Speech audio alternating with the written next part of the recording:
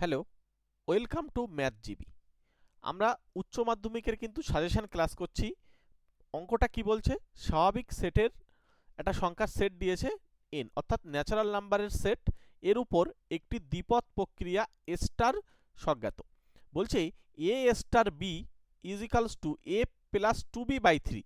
মনে রাখবে এখানে এই যে এ স্টার বি এর মানে হচ্ছে আমাদের দিয়ে দিয়েছে A plus two B by three. অর্থাৎ আমরা যদি এটাকে এরমভাবে ভাবি যে ফাইভ স্টার যদি থ্রি হয়, তার মানে এরকম হবে five plus two into three by three. তাহলে এখানে হয়ে যাচ্ছে ওপরে ফাইভ আর এখানে হয়ে যাচ্ছে সিক্স বাই থ্রি, মানে ব্যাপারটা এমন। তাহলে হচ্ছে ইলেভেন এখানে বাই থ্রি এইটা। এবার এই প্রক্রিয়াটা কিভাবে হচ্ছে? এই প্রক্রিয়াটা হচ্ছে আমাদের ন্যাচারাল নাম্বারের উপরে। স্টার যে সেটটা, এটা ন্যাচারাল নাম্বার। এবার হচ্ছে এ আর বি প্রত্যেকে কিন্তু ন্যাচারাল নাম্বার। এবার বলছে স্টার প্রক্রিয়াটি এন এর সংযোগ কিনা সেটা আমাদেরকে অ্যাসোসিয়েটিভ হবে কিনা সেটা আলোচনা করতে বলছে। তাহলে আমরা কিভাবে করব? সবার প্রথমেই চলে এসো, আমরা মনে করছি তিনটে এলিমেন্ট ধরতে হবে। যেহেতু অ্যাসোসিয়েটিভ আমাকে প্রমাণ করতে হবে, তার জন্য আমাদেরকে তিনটে এলিমেন্ট ধরতে হবে। তিনটে কি কি ধরবো? একটা হচ্ছে এক্স ধরে নিলাম, একটা হচ্ছে ওয়াই ধরে নিলাম, একটা হচ্ছে জেড ধরে নিলাম, যারা কিনা প্রত্যেকে ন্যাচারাল নাম্বারের মধ্যে আছে। ন্যাচারাল নাম্বারের সেটটা আমি তোমাদের সুবিধার জন্য একটু পাশে লিখে দিই। মনে করো ন্যাচারাল নাম্বারটাকে আমরা একটু এনটাকে এরকম কায়দা করে লিখব। এইটা হচ্ছে আমাদের ন্যাচারাল নাম্বারের সেট, 1 2 3 4, এইভাবে ডট ডট ডট চলতে থাকবে আজীবনকাল, কোনোদিন শেষ হবে না। তো এই ন্যাচারাল নাম্বারের মধ্যে তিনটে এলিমেন্ট, তিনটে সংখ্যা। কোন তিনটে সংখ্যা এক্স্যাক্টলি বলা সম্ভব না, কিন্তু যে কোনো তিনটে নাম্বার হতে পারে। যদি তাই হয়, তাহলে এবার আমরা প্রথম কাজ করব যে X star Y star Z সেটা কিভাবে হবে। আমি তোমাদেরকে সবার প্রথমে এইটা মানে কি আগে বুঝিয়ে দিই। ওয়াই স্টার জেড মানে এখানে ওয়াই বসাও আর এখানে জেড বসাও। তাহলে এইখানে ওয়াই বসবে আর এইখানে জেড বসবে। তাহলে নিয়ম অনুযায়ী হবে Y plus two Z divided by three. তাই এই যে লিখলাম। ওকে, এবার তুমি এখানে কল্পনা করো এইটা একটা নতুন এলিমেন্ট, মনে করো এক্স স্টার এ হিসেবে কল্পনা করো এটা। হ্যাঁ, কারণ এই জায়গাগুলো সূক্ষ্ম জায়গা, এগুলো কিন্তু ভালোভাবে না করলে কিন্তু অঙ্ক প্রবলেম হয়ে যাবে। তাহলে নিয়ম অনুযায়ী হওয়ার কথা ছিল কি এক্স প্লাস এখানে এ, মানে এই ফর্মুলা অনুযায়ী কাজ করবে আমার। তাহলে এখানে হবে টু এ বাই থ্রি। এবার খেয়াল করে দেখো আমি এ কাকে ধরেছিলাম, এই এলিমেন্টটাকে, এটাকে। তাই এর পরিবর্তে এই জায়গায় দেখো আমরা যদি লিখি, তাহলে আসবে X plus two into A বলতে আমার Y plus two Z by three, টোটালটার নিচেই একটা থ্রি। এইটা আমি এখানে তোমাদের সুবিধার জন্য লিখে রেখেছি। ক্লিয়ার? By three. এই যে এটা যদি ক্যালকুলেশন করা হয়, তোমরা ক্যালকুলেশন তো কম বেশি সবাই জানো, তো এটাকে ক্যালকুলেশন করলে থ্রি এক্স আর এটা হচ্ছে two Y four Z by এই থ্রিটা নিচে চলে গিয়ে নাইন। এতটুকু আশা করি তোমাদের ক্লিয়ার। দেখো এই অঙ্কটা যদি তোমরা একটু একবার বুঝতে পারো না, তোমরা পরীক্ষা হলে এমনি নিজেরাই করতে পারবে, কোনো চাপের না। এবার এই পার্টটা আমার বেরিয়ে গেল, এক্স স্টার ওয়াই জেড।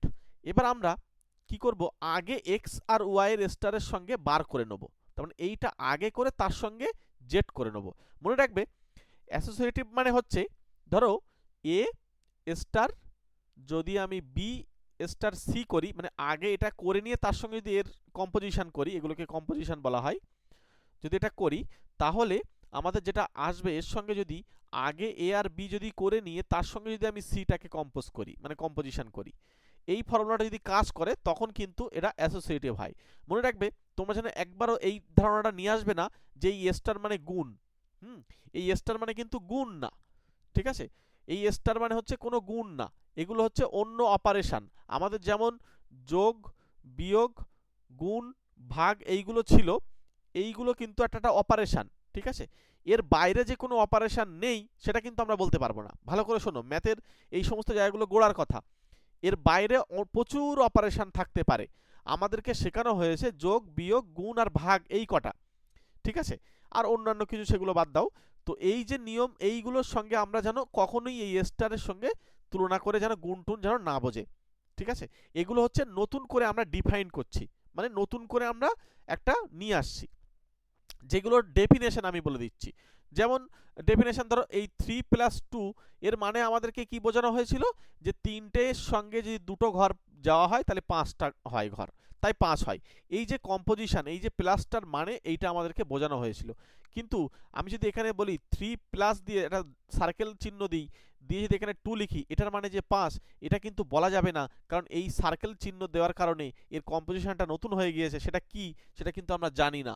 ওই জন্য এটা আমাদেরকে যদি বলে দেয় তখন আবার আমরা সেটা করতে পারবো। সুতরাং আমাদের এখানে যেটা বলেছে আমার তার উপর দিয়ে যেতে হবে। তাহলে এবার আগে এক্স স্টার ওয়াই বার করে নেবো। ভালো করে শোনো, মন দিয়ে শোনো, ভালো লাগবে। এবার এক্স স্টার ওয়াই মানে হচ্ছে এটা হয়ে যাচ্ছে x plus 2y divided by কত হবে 3। তাহলে এর সঙ্গে এইটার সঙ্গে এবার জেড এর কম্পোজিশন হবে। এবার এটা যদি হয় তাহলে এখানে তুমি একটা জিনিস কল্পনা করে নাও, এটাকে তুমি বি হিসেবে ভেবে নাও। তাহলে বি স্টার যদি জেড হয়, নিয়ম অনুযায়ী বি আগে বসবে, প্লাস হবে 2z/3। তাই করেছি এখানে আমি, দেখো খেয়াল করে দেখো, একদম তাই লিখলাম। এটা যদি ক্যালকুলেশন করা হয় এটা আসে। এবার মজার বিষয় হচ্ছে এই দুটো কি সমান? এই পার্টটা আর এই পার্টটা কি সমান? উত্তর হচ্ছে না। কেন? কারণ দেখো এরা দুজন যা আসে এখানে আর এখানে দুজন সমান না। তার মানে এন এর ন্যাচারাল নাম্বারের উপরে আমি যে তিনটে এলিমেন্ট ধরেছিলাম বা তিনটে যে নাম্বার ধরেছিলাম, সেই নাম্বারগুলো যারা আলাদা আলাদা নাম্বার, এরা কিন্তু এই একজন এটা আসছে আর একজন এটা আসছে। সুতরাং দুটো আলাদা আলাদা আসার কারণে আমরা কিন্তু বলে দিতে পারবো যে এরা কিন্তু অ্যাসোসিয়েটিভ হচ্ছে না, নট ইকুয়ালস টু মানে, অতএব এই প্রক্রিয়াটি এন এর বা ন্যাচারাল নাম্বারের উপরে সংযোজ্য বা অ্যাসোসিয়েটিভ নয়। ক্লিয়ার হয়েছে? চলো ধরে ধরে তোমাদেরকে বলছি, এবং এই সমস্ত অঙ্কগুলো পরীক্ষায় আসে সেইগুলোকে আমি তোমাদেরকে আগে করিয়ে দিচ্ছি। পরের প্রশ্ন বলছে সমস্ত পূর্ণ সংখ্যার সেট জেড। তোমাদের মাথায় সঙ্গে সঙ্গে চলে আসবে কি? পূর্ণ সংখ্যা মানে জেড। এই জেডটা হচ্ছে একটা পূর্ণ সংখ্যা, ক্যাপিটাল জেড লেখো, লিখে এরকম লেখো। এই জেডটা হচ্ছে প্রথমে 0 লেখো এই জায়গায়, তারপরে লেখো 1, তারপরে লেখো 2, এইভাবে চলবে। আর এদিকে লেখো -1, এদিকে লেখো -2, এইভাবে এদিকটা চলবে। মানে এদিকে -ইনফিনিটি থেকে পর্যন্ত, আর এদিকে হচ্ছে +ইনফিনিটি পর্যন্ত। অ্যাকচুয়ালি তো ইনফিনিটিকে তুমি তো কোনোদিন ধরতেই পারবে না, সুতরাং এই সংখ্যা কোনোদিন শেষ করেও উঠতে পারবে না। এখন স্টার একটা প্রক্রিয়া।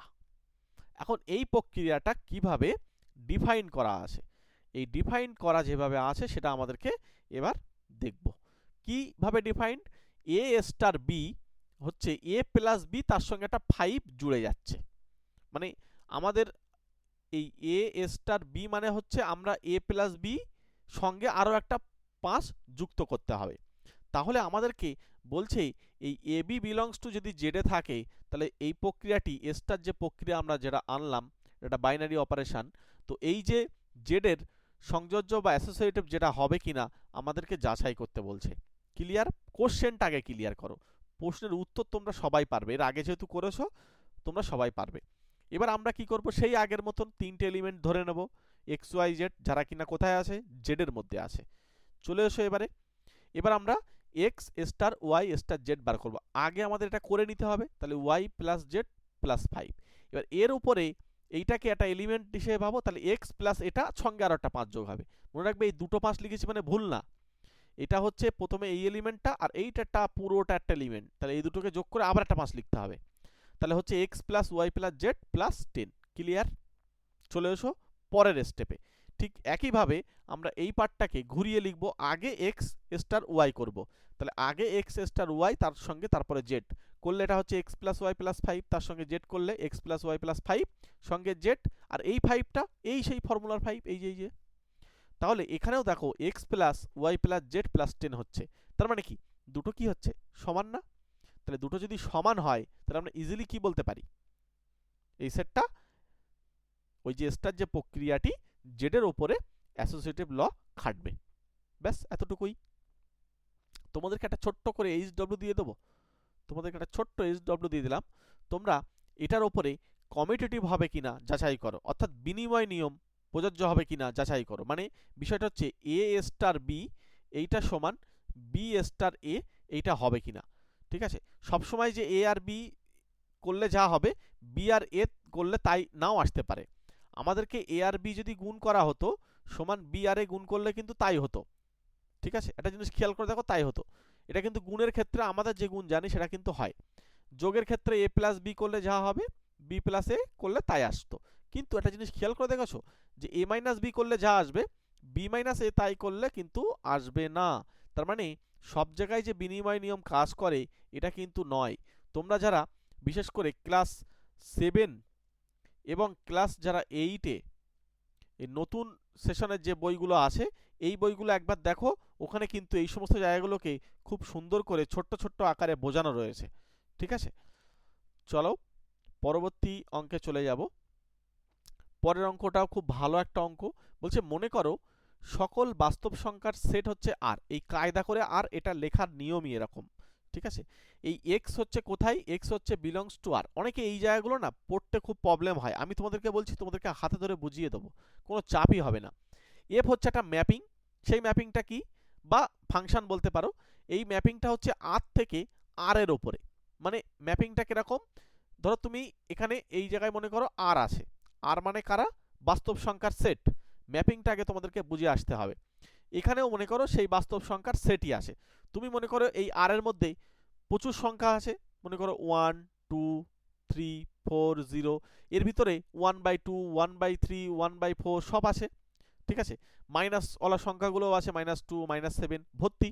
এই সংখ্যাগুলোকে যদি একটা ম্যাপিং এখানে ডিফাইন করা হয়, সেই তার উপরে 1 চাপাবে, একটা ভ্যালু পাবে, কি ভ্যালু, এফ অফ 1, সেইটা এই আর এর কোনো না কোনো একটা এলিমেন্ট হবে। এইটা হচ্ছে ম্যাপিং এর ডেফিনেশন। এবং এর প্রত্যেকের জন্য একটা করে এখানে কিন্তু ইমেজ পাওয়া যাবে, ঠিক আছে? প্রত্যেকের জন্য একটা একটা করে ইমেজ কিন্তু এখানে পাওয়া যাবে, ঠিক আছে? একটা এলিমেন্টও এখানে বাদ থাকবে না, যার জন্য এখানে ইমেজ পাওয়া যাচ্ছে না। এবং আরেকটা হচ্ছে কোনো দুটো এলিমেন্ট, মনে করো 1, এখানেই এই 1 এখানে ধরো একটা কোনো এলিমেন্টের সঙ্গে যাচ্ছে, সেটা হতে পারে একটা এলিমেন্টের সঙ্গে এরকম হতে পারে, দুটো এলিমেন্ট এখানে যেতে পারে, কিন্তু বাট এখানে একটা এলিমেন্ট এখানে এক জায়গায় যাচ্ছে আবার আরেক জায়গায় যাচ্ছে, এমনটা কিন্তু হবে না, তখন কিন্তু ম্যাপিং হবে না, ঠিক আছে? আমি তোমাদেরকে ম্যাপিং আরো ভালোভাবে বুঝিয়ে দেবো, এখন যেহেতু এই অঙ্কের ভিতরে ম্যাপিংটা আরো ভালোভাবে তোমরা ক্লিয়ার করতে পারবে না, তবে তোমাদের যতটা সম্ভব আমি যেহেতু সাজেশন ক্লাস করাচ্ছি ওই জন্য পরপর করিয়ে দিচ্ছি। বলছে সকল বাস্তব সংখ্যার সেট আমরা জানি, এক্স বিলংস টু আর। বলছে এফ একটা ম্যাপিং, সেটা হচ্ছে আর থেকে আর এর উপরে। বলছে F F of extra define করে দিচ্ছে ওরা, খুব ভালো। এফ অফ এক্সটা কি ডিফাইন করছে, এফ অফ এক্স মানে হয়ে যাচ্ছে এই যে এফ অফ এক্স ওরা দিয়ে দিচ্ছে সেটা হচ্ছে এ এক্স প্লাস 2, খুব ভালো কথা। তাহলে আমি এফ অফ এক্স জেনে গেলাম। আমাদেরকে এই এফ কম্পোজিশন এফ বার করতে বলছে। এফ কম্পোজিশন এফ মানে হচ্ছে আই আর হয়, মানে আই আর হয়, তবে আমরা এর মানটা আমরা বার করতে পারবো, সেইটা আমাদেরকে বলছে কত হবে। প্রশ্নটাকে যেহেতু বোঝা যাচ্ছে, ধরে ধরে পড়াচ্ছি তোমাদেরকে পুরো পরিপূর্ণ ধারণা দেওয়ার জন্য। চলে আসো সলিউশন। দেওয়া আছে কি F of x A x plus 2 for all, এইটার চিহ্ন হচ্ছে ফর অল, মানে সমস্ত এক্স এর জন্য বিলংস টু আর, যেখানে এফ হচ্ছে কি আর থেকে আর এ ম্যাপিং, খুব ভাইটাল। এগুলো হচ্ছে পিওর ম্যাথামেটিক্স, এইগুলোকে কিন্তু খুব সুন্দর করে না বুঝে না পাশে লিখে দিলে কিন্তু নাম্বার কাটা যাবে। আই রিপিট, এটা হচ্ছে পিওর ম্যাথামেটিক্স। এখানে কিন্তু তুমি যদি ঠিকঠাকভাবে না লিখে আসতে পারো নাম্বার পাবে না। হয়তো তুমি বলছো যে এই এই সব কিছু তো আমরা জানি, তাও এত কিছু ধরে ধরে কেন বলছে, কিন্তু এখানে খুব গুরুত্বপূর্ণ কথা, এই কথাগুলো না লিখলে তুমি কিন্তু নাম্বার পাবে না, ঠিক আছে? যিনি খাতা দেখবেন তিনি কিন্তু এই সমস্ত জিনিসগুলো সব কিন্তু তিনি জানেন ভালোভাবে, হ্যাঁ? সুতরাং এই জায়গাগুলো তিনি ধরে, আর যদি কেটে দেয় কারোর কিচ্ছু করার ক্ষমতা নেই। এই যে ফর অল এক্স এটা বিলংস টু আর লিখতেই হবে, ঠিক আছে? এমনই একটা কথা। চলে এসো এরপরে। এরপরে হচ্ছে আমাদের দেওয়া রয়েছে কি এফ কম্পোজিশন এফ মানে হচ্ছে আই আর। এর মানেটা কি, আগে এর মানেটা বুঝতে হবে। এর মানে হচ্ছে মনে করো যদি দুপাশে আমি এক্স চাপিয়ে দিই তাহলে এই পাশেও এক্স চাপবে, তার মানে এই যে আই আর অফ এক্স মানে তুমি যাই দেবে না কেন এটা হচ্ছে আইডেন্টিটি ফাংশন।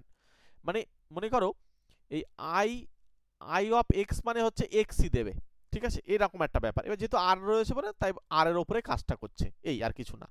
যেখানে কিনা for all X belongs to R, দেখো বারবার আমি বলছি এই সমস্ত কথা খুব গুরুত্বপূর্ণ কথা, নইলে কিন্তু নাম্বার কেটে নেবে, কিচ্ছু করার নেই। চলে এসো এর পরের পার্টে। এর পরের পার্টে এইটার ডেফিনেশন অনুযায়ী কিন্তু হয় এফ অফ এক্স, ঠিক আছে? এই কম্পোজিশন মানে এফ অফ এক্স মানে ফাংশনের আবার ফাংশন। এই দিকটা কত এক্স পেয়ে গেলাম, ফর অল এখানে পাশে লিখে দেবে, ঠিক আছে, একবার লিখলেও হবে, বারবার না লিখলেও হবে। চলে এসো এর পরের পার্টে, অর পরের লাইনে আমরা এফ অফ, এবার এফ অফ এক্স মানে যেটা সেটা লিখলাম, তার আবার ফাংশন চাপাতে হবে। তাহলে এর উপরে যদি ফাংশন চাপাই, এইটা এক্স এর মতো কাজ হবে, তাহলে এ এক্স, এই যে এইটা এক্স এর মতো কাজ করছে, plus two equals to X for all X, এটার পাশে লিখে রাখবে। তারপরে এবার এটাকে যদি আমরা গুণ করি, এবার আমাদের কিন্তু যে আমরা গুণে ফর্মুলা সেগুলো কিন্তু আমরা কাজ করতে পারবো। তাহলে প্রথমে A square X plus two A plus two minus X is equals to zero. চলে এসো এর পরে, এবার এখন যেহেতু এই পাশে আমরা উভয় পক্ষে যদি এক্স ইকালস টু জিরো বসাই, কারণ জিরো এখানেও বলতে হবে যে জিরো আমি কেন বসাবো, কারণ জিরো যদি আমি বসাই, এই জিরোটা কি আর এর মধ্যে আছে, উত্তর হচ্ছে হ্যাঁ, তাহলে আমি বসাতেই পারি, যা কিছুর জন্যই তো সিদ্ধ হওয়ার কথা, হ্যাঁ, তাই যদি হয় তাহলে আমি জিরো বসাবো। কেউ যদি বলে ওয়ান বসালে হবে না, আমি বলছি ইয়েস হবে, তুমি যাই বসাবে না কেন তাতেই হবে, কিন্তু জিরো বসালে আমার ক্যালকুলেশনটা সুবিধা হবে, তাহলে আমার এর মানটা বার করতে তাড়াতাড়ি হয়ে যাবে। তা আমি জিরো বসালাম, জিরো যদি বসিয়ে দিই তাহলে হচ্ছে two A plus one is equals to zero, তার মানে আমরা এখান থেকে পেয়ে যাচ্ছি A is equals to minus one. Clear? তাহলে আমাদের এর যে মানটা বার করতে দিয়েছিল সেটা হচ্ছে মাইনাস ওয়ান। ছোট্ট ছোট্ট জায়গা, এই কনসেপ্ট ক্লিয়ার করে নিলে এই সমস্ত অঙ্কগুলো দেখবে তোমাদের সবচেয়ে বেশি মজার। মনে রাখবে এই অঙ্কটা যদি পরীক্ষায় দেয়, কখনো বা 3 দিল, কখনো 4ও দিয়ে দিতে পারে, 2 3 4 এর মধ্যে নাম্বার থেকে যাবে। সুতরাং এই ছোট্ট ছোট্ট জায়গাগুলোকে তোমরা ভালোভাবে বুঝে নাও এবং বোঝার চেষ্টা করো। চ্যানেলটার সঙ্গে জুড়ে যাও, চ্যানেলে সাবস্ক্রাইব করে রাখো এবং একটা ছোট্ট লাইক করে রাখো। যে কদিন তোমাদের হাতে সামনে সময় আসে আমি সেই কদিন তোমাদেরকে ম্যাথের কিন্তু বেটার ক্লাস দিতে থাকবো। ওকে, চলো নেক্সট অঙ্কে চলে যাই। পরের অঙ্কটা কি বলছে, দেখাও যে এ একটা সেট 1 2 3, বলছে আর একটা রিলেশন, এবার কিন্তু রিলেশনের অঙ্ক, হ্যাঁ, সম্বন্ধ, রিলেশন হচ্ছে 1 2 2 3 3 1, এটা একটা রিলেশন। তোমাদের রিলেশনের ডেফিনেশন তোমরা জানো। এখন রিলেশনটি বা সম্বন্ধটি বলছে সসম, প্রতিসম বা সংক্রমণ কোনোটাই নয়, এটা কিন্তু আমাদের দেখাতে বলছে। আচ্ছা, সবার প্রথমে সমাধান দেখো, একদম সহজ, যেহেতু সেটটা কি, সেটটা হচ্ছে 1 2 3, তার মানে এই রিলেশনের মধ্যে অবশ্যই থাকা উচিত 1 1 2 2, তারপরে 3 3 অবশ্যই থাকতেই হবে। এইটা থাকলেই আমরা সসম বলতে পারি, কিন্তু এ তো নেই, আর এর মধ্যে আছে, এগুলোতে একটাও ডাজ নট বিলংস টু আর, তার মানে একটা মিসিং থাকলেই আমরা বলে দেবো যে সসম হবে না, এখানে তো তিনটেই মিসিং আছে, সুতরাং সসম হওয়ার কোনো জায়গা নেই। 1 নম্বর হলো। 2 নম্বর কেস দেখো, যেহেতু সেটের ভিতরে 1 2 পাচ্ছি আমি, এবার কিন্তু সেটের থেকে নিতে হবে, 1 2 পাচ্ছি, সেটা বিলংস টু আর এ আছে, বাট 2 1 আর এ নেই, এই একটা মিসিং মানে আমরা বলে দেবো এটা প্রতিসম না, ঠিক আছে, প্রতিসম কিন্তু হবে না, সিমেট্রিক হলো না। চলে এসো, এবার 1 2 আছে সেটের ভিতরে, আবার 2 3 আছে, তাই তো, যদি 1 2 আর 2 3 থাকে, কিন্তু দেখো 1 3 ডাজ নট বিলংস টু এর আর, সুতরাং আমরা তাহলে বলতে পারবো যে আর একটি সম্বন্ধটি সংক্রমণ নাই। সংক্রমণের ডেফিনেশনটা কি আমি প্রত্যেকটা বলে দিচ্ছি। মনে করো এ একটা সেট যদি থাকে, এ সেটের মনে করো এ হচ্ছে একটা এমন একটা এলিমেন্ট সাজ দ্যাট এখানে এ যা খুশি হতে পারে, ঠিক আছে, মনে করো এ হচ্ছে এ বিলংস টু ন্যাচারাল নাম্বারে, আমি বলে দিলাম, হ্যাঁ, যদি ন্যাচারাল নাম্বারে হয় তাহলে এখানে অবশ্যই রিলেশন সেটের ভিতরে থাকতেই হবে এ কমা এ কে, এই এ হচ্ছে ফর অল, এই জায়গায় লিখে দেবে for all A belongs to natural number, তাহলে এই সেটটা অন্তত পক্ষে আর যাই হোক কি হবে বলতো, সসম হবে। আচ্ছা, এবারে যদি A belongs to natural number এবং বি বিলংস টু যদি ন্যাচারাল নাম্বার হয়, যদি B belongs to natural number হয়, তাহলে এ কমা বি কে অবশ্যই আগে থাকতে হবে রিলেশনে, এ কমা বি কে আগে রিলেশনে থাকতে হবে, এটা থাকার পরে পরের কেস হচ্ছে বি কমা এও যেন আর এর মধ্যে থাকে, তাহলে কি হবে, তাহলে প্রতিসম হবে, সিমেট্রিক হবে। লাস্ট, এবার খুব ভাইটাল কথা বলবো, যেটা কিনা সংক্রমণ বা ট্রানজিটিভ প্রমাণ করার জন্য, এ কমা বি মনে করো বিলংস টু আর এ আছে, আবার এইটার সঙ্গে সঙ্গে আরো একটা জিনিস আছে, বি কমা সিউ আর এ আছে, এটাও বিলংস টু আর এ আছে। এই এবিসি হচ্ছে অবশ্যই বলে দেবে, এবিসি হচ্ছে ফর অল এবিসি, এখানে for all ABC belongs to হচ্ছে ন্যাচারাল নাম্বার, ঠিক আছে, এগুলো আমরা ন্যাচারাল নাম্বারের মধ্যে বলে দিতে পারি। আচ্ছা, এবারে যদি এটা ইমপ্লাইজ করে তাহলে অবশ্যই যদি এটা থাকে যে এ কমা সি যেন আর এ থাকে, যদি এই সত্য মানে, আর মানে রিলেশন, যদি এই সত্য মানে তাহলে বলবো সংক্রমণ বা ট্রানজিটিভ। এখন এই বি হচ্ছে মাঝখানে থাকছে, এর প্রথমে শুরু হচ্ছে, মানে ওই বিটা বাদ চলে যাবে, গিয়ে যদি এ কমা সি থাকে তাহলে আর রিলেশনটাকে তখন কিন্তু বলা হবে কি ট্রানজিটিভ বা সংক্রমণ। ক্লিয়ার? ছোট্ট ছোট্ট করে বোঝানোর চেষ্টা করলাম। এরপরে যদি তোমাদের কোনো প্রবলেম থাকে অবশ্যই তোমাদের মতামত কমেন্ট বক্সে জানাবে। চলো চলো, প্রত্যেককে থ্যাংক ইউ, প্রত্যেকে ভালো থেকো, সুস্থ থেকো, অল দ্য বেস্ট। সকলে ডেসক্রিপশন বক্স ফলো করে হোয়াটসঅ্যাপ গ্রুপে যুক্ত হয়ে যাও, ঠিক আছে, এবং টেলিগ্রাম চ্যানেলে যুক্ত হয়ে যাও, অথবা আমাদের সঙ্গে পড়ার জন্য এই নাম্বারে যোগাযোগ করে নাও, পিডিএফ নোটস এবং বইয়ের জন্য এই নাম্বারে যোগাযোগ করে নিতে পারো। ওকে, সাজেশন কিন্তু বই আমাদের দেওয়া হচ্ছে।